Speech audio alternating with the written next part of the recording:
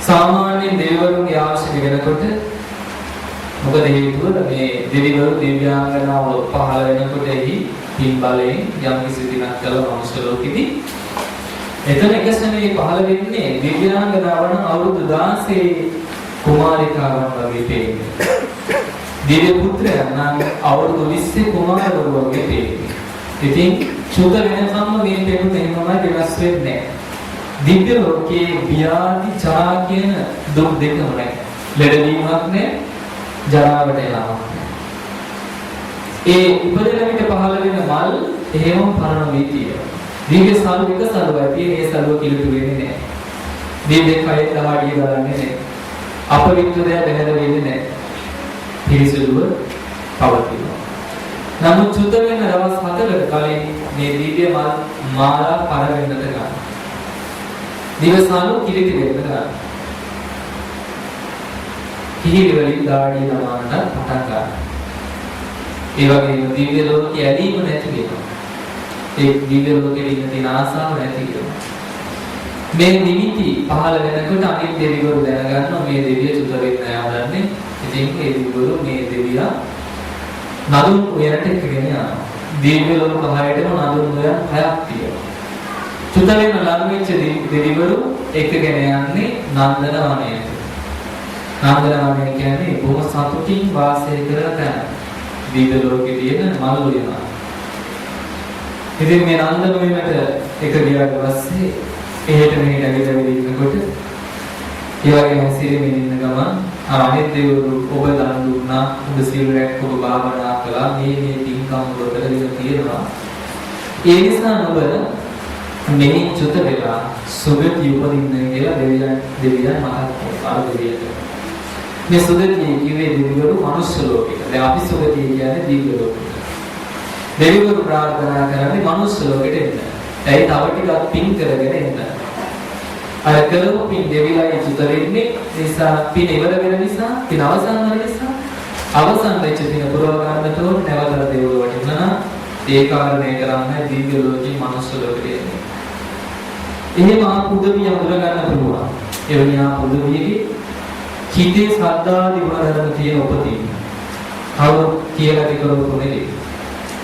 එයතුන්ගේ භවාන්තරේම තියෙනවා හිතේ භවාංගේ දැසගෙන ඉන්න මම මනුස්ස ලෝකෙට ආවේ පින් කරා. දිව්‍ය ලෝකේ පුංචි කාලේ නම් ඔය දරුවන්ට ඒ විදිහේ දේවල් හීනෙන් පේනවා වගේ හැබලින් පේනවා.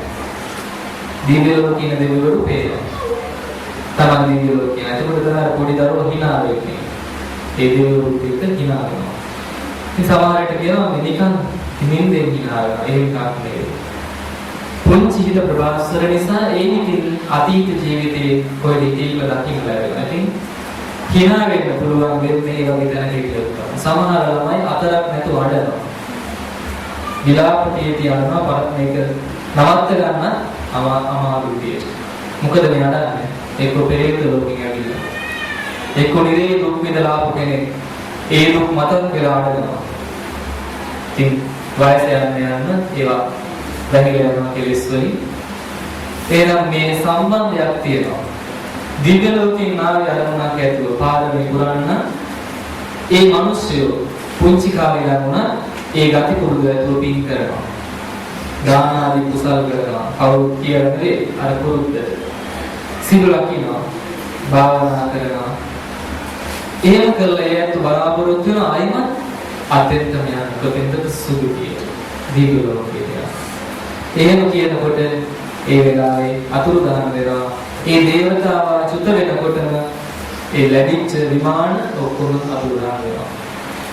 ජවසතයක් කොහොම වෙන්නේ පහළ වේද ඒ සියල්ල වාස්ත වෙලා ගියා වගේ නැති වෙලා ඉතුරු වෙන්නේ නැහැ. බෝසතාණන් වහන්සේ වනාමේ උන්වහන්සේගේම බියවීමක්. චුතනීමට ආසන්න වෙන කාලෙදී දසදහසක් සක්වලවල මේ ලෝකේ වටේට තියෙන ලෝක ධාතු දසදහසක් මේ වගේම පෘථුවිය සතර අපාය දිව්‍ය ලෝක 6 බ්‍රහ්ම ලෝක 20ක් පිහිටා තියෙන සක්වලවල. ඒ හැම සක්වලකම මේ විදියට පිහිටා තියෙනවා. නමුත් ඒ සක්වලවල වල පංච සුද්ධාවාසයේ හිස් වෙලා තියෙනවා. අනිත් ලෝකවල සත්ත්වය ඉන්නවා. මානව ලෝකෙ මිනිස්සුත් ඉන්නවා. ඉතින් මෙන්න මේ සක්වල වල තියෙන දිව්‍ය ලෝකවල දෙවිවරු ඔක්කොම ඇවිල්ලා මහා බෝසතාණන් වහන්සේට ආරාධනා කරනවා කාලෝ අයන්තේ මහාවීර උප්පච්ච මාකුච්චියා. මහාවීරයන් වහන්සේ මේක තමයි කාලය. මෞකුසක ඉපදිලා ලෝතුරා බුදු වෙලා ආමාදනම් බෙරේ වයන් කාලයයි. ආරාධනා කළ පමණින් පිළිගන්නේ නැහැ. උන්වහන්සේ නුවණින් බලනව කරුණා පස්මා බැලුම් කියලා නමට කියන්නේ. පංච මහා විලෝකණය කියලා තමයි පාළියෙන් කියන්නේ. විලෝකණ කියන්නේ බලනවනේ. මහා කියන්නේ පංච මහා කියන්නේ පහ. එහෙනම් බැලීම් පහක් කිව්වත් හරියි. නැත්නම් බැලුම් පහක් කියලා හිතන්න ඒ නිසා කිව්වේ. නම් බැලීම් පහක් කියන්නේ මොනවද? කාලය, දීපය, දේශය, කුලය, මාව. මේ කාලය බලනයි කියලා බෝසතාණන් වහන්සේ දැරුවේ ලෝතුරා බුදු කෙනෙක් පහළ වෙන්න සුදුසු කාලයක් තියෙනවා. නොසුදුසු කාලෙකුත් තියෙනවා. මිනිස්සුන්ගේ ආයුෂ අවුරුදු ලක්ෂයට වඩා වැඩි වෙන කාලවල ලෝතුරා බුදුරජාණන් වහන්සේ පහළ වෙන්නේ නැහැ. මොකද හේතුව? ඒ කාලෙදී මනුස්ස ලෝකේ මිනිස්සු ලෙඩ වෙන්නේ නැහැ. වයසට යන්නේ නැහැ. නිතර මරණය පේන්නේ නැහැ. මොකද ආයුෂ අවුරුදු ලක්ෂයයිද වැඩි.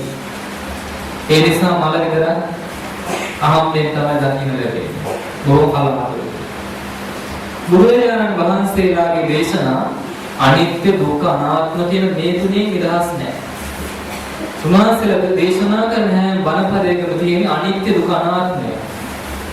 අනිත්‍ය දුක්ඛ අනාත්මය කියන මේ තුන තේරුම් ගන්න ලෝකයේ අනිත්‍ය දුක්ඛ අනාත්ම ප්‍රකටව තේරෙන්න ඕන.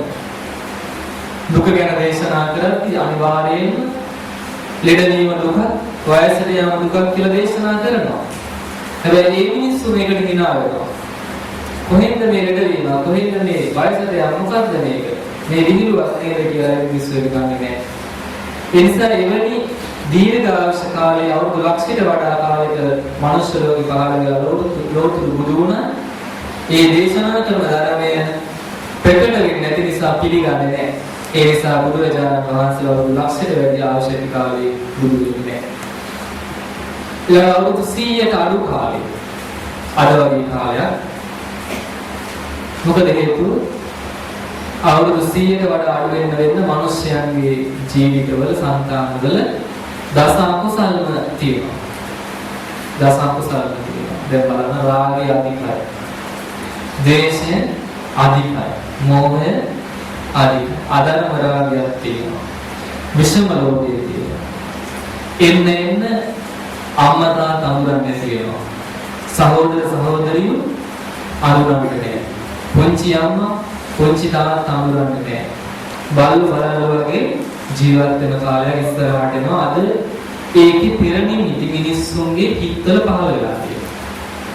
ඒ එලිපිට නැති වුණා අප්‍රකටව නමුත් එවැනි අධර්ම රාගයන් පහළ වෙනවා. ඒ නිසා මේ කාලය බොහොම කෙලෙස් බරිතයි. මේ කෙලෙස් වැඩි කියලා මේ පුරුණා කියන්නේ තවත් කෙලෙස් වැඩි කරගෙන නිදහසක් ගන්න නෙවෙයි. ඒ වචනයෙන් පෙන්වන්නේ ලෙහෙසි නෑ ධර්මයේ දකින්න. අවුරුදු 100 වෙනකම්ම අවස්ථාව තියෙනවා. 100න් පස්සේ කෙලෙස් වැඩි වෙන නිසා ඒ සත්‍ය නිතරම ලෙඩ අවශ්‍ය වෙන්නේ නිසා නිතරම ලෙඩ නොඑක් ලෙඩ වර්ග හොයාගන්න ලෙඩ තරම් හැදෙනවා. ඉතින් මිනිස්සුන්ගේ වැඩේ විදෙත් ගන්න එකයි ලෙඩට වේද කර කර ඉන්න එක තමයි. ඊළඟට මේ වැඩි කරනකොස් වයසට යනවා. තරුණ කාලයේ කෙටි, ළමා කාලයේ කෙටි, ජරාවට යනවා ඉක්මනට. ඒ වගේම දවස ගානේ මලගෙවල් ආරංචි වෙනවා. නිතරම මිනිස්සු මැරෙනවා. මිනිස්සු මැරෙනවා කියන එක මේ මිනිස්සුන්ගේ සාමාන්‍ය දෙයක් වෙනවා. ඉතින් එවැනි කාලේ පහළ වෙලා අනිත්‍ය දේශනා කළා, දුක දේශනා කළා, අනාත්ම දේශනා කළා. අනිත්‍ය වැඩි නිසා, දුක වැඩි නිසා, අනාත්ම වැඩි නිසා ඒක විමස ගන්න බැරි වෙනවා. ජරා වැඩි නිසා විමස ගන්න බැරි වෙනවා. ලෙඩ රෝග බහුල නිසා ධර්මයේ විමස ගන්න බැරි වෙනවා. මරණය වැඩි නිසා ඒක වටහා ගන්න